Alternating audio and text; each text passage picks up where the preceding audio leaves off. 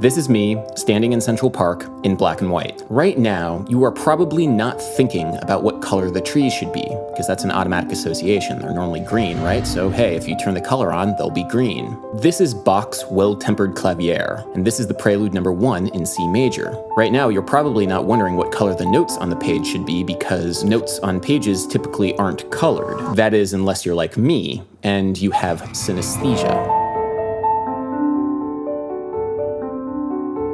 Synesthesia is traditionally defined as the involuntary, automatic, and consistent pairing of two different senses. Current estimates suggest that about 4% of the population have it, and there are many different ways that it can manifest. I happen to have grapheme-color synesthesia, which means that letters and numbers have precise color associations. A is red, B is black/dark blue, C is kind of a bright yellow, D is kind of like a teal blue-green, E is a very regal purple, F is kind of a forest green, G is reddish-brown, etc., etc. These associations vary wildly from individual to individual. Another synesthete might strongly disagree with the color associations I just mentioned, just as you might strongly disagree that this bowl is orange.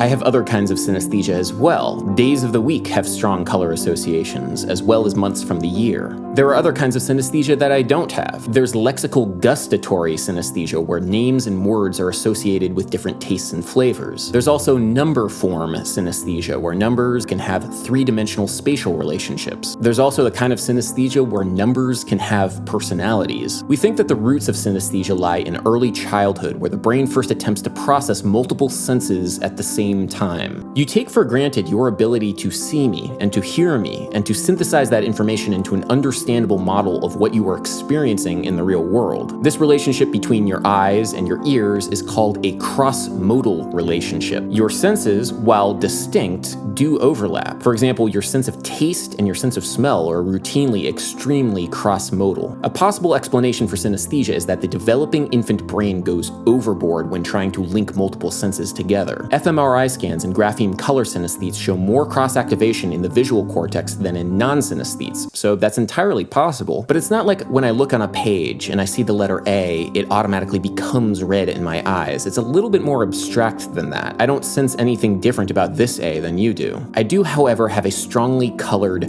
concept of A. This is known as idiesthesia, the semantic pairing of the senses. What exactly do I mean by this?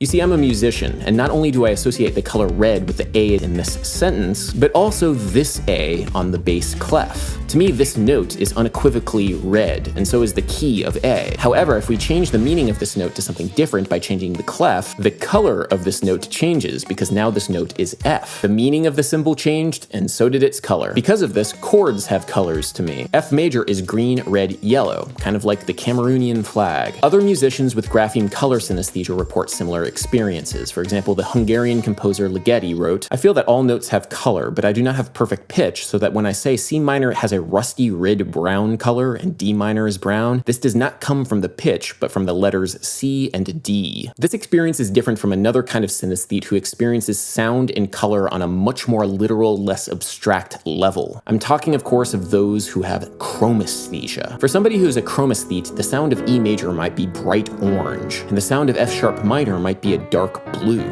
People with chromesthesia are likely to have perfect pitch and often experience something called photisms, psychosomatic flashes of color and light at the field of their vision that go along with the sounds that they are hearing.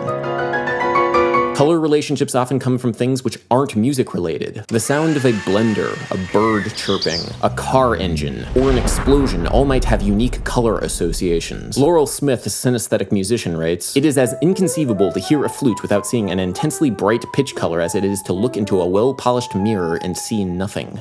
Synesthesia gives some people additional sensory experiences which can be useful for some things, like memorization, for example. When I visualize notes and patterns on my bass guitar, they are colored. This fret right here is green because it's an F. The fret right next to it is purple because it's an E. If I use a different tuning system, the colors change, but only after I've relearned where the notes are. Since I mainly use standard tuning, I'm most used to thinking about this fret as being red because it's, well, an A. This might seem a little strange, but that's just how I experience playing music. There's There's a great video from blind YouTuber Tommy Edison where he tries to get sighted people to explain the concept of color to him. The explanations are great, honestly, but even then there's no real way of communicating what color is to somebody who has never seen anything before. So with that in mind, I'm going to do my best to explain how grapheme-color synesthesia works for me. Let's go back to the beginning of this video and look at this image of me standing in Central Park. If we turned on the colors and they turned out to be completely wrong, that's a similar experience for me as looking at this image of the prelude number 1, turning on the color, and the colors not aligning with my personal synesthetic representation of what the colors should be. There's a palpable sense of relief when the colors change from what they aren't supposed to be to what they are supposed to be.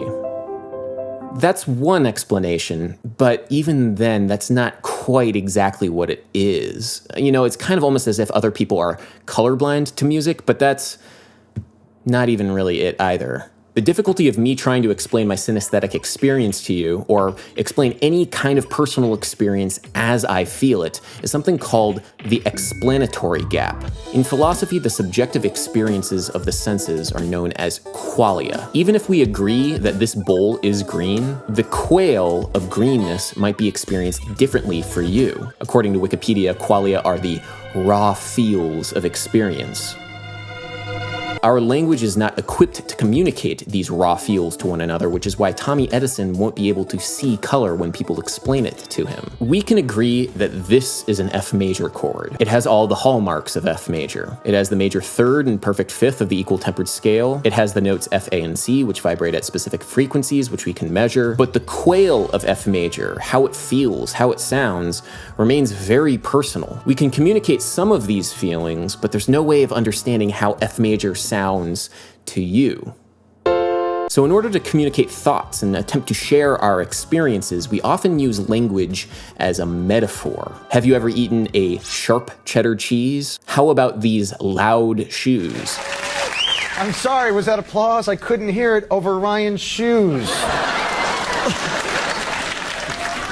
Let's take, for instance, the off-sided study of Booba and Kiki. Across all cultures and all languages, when subjects are asked which shape is Booba and which shape is Kiki, Kiki is almost always identified as the shape on the right, and Booba is identified as the shape on the left. Our cross-modal perception of the sharp consonants in the word Kiki tells us that the spikier lines of the shape better suit that word than the rounder sound of Booba. Booba. Cross-modal metaphor is everywhere in language, especially when it comes to musical ideas and concepts. That riff was really heavy. It has a lot of harmonic color. That snare sounds punchy. Your tone is really fat and beefy. That flute, though, sounds light and airy. That performance was electrifying. That melody is really sweet, too sweet to the point of being cloying and saccharine. We use metaphor all the time in music. A recent study from synesthesia researcher Jamie Ward found a strong relationship between color brightness and pitch, even among non-synesthetes. Synesthetes showed consistency of hue among different musical timbres that the control group did not, but both groups ranked pitch in terms of brightness of color. In English, we use high-low metaphors to describe pitch. There are occasionally reports of synesthetes seeing higher pitches in physical space than lower pitches, but other languages have different metaphors to describe the exact same thing. In Farsi,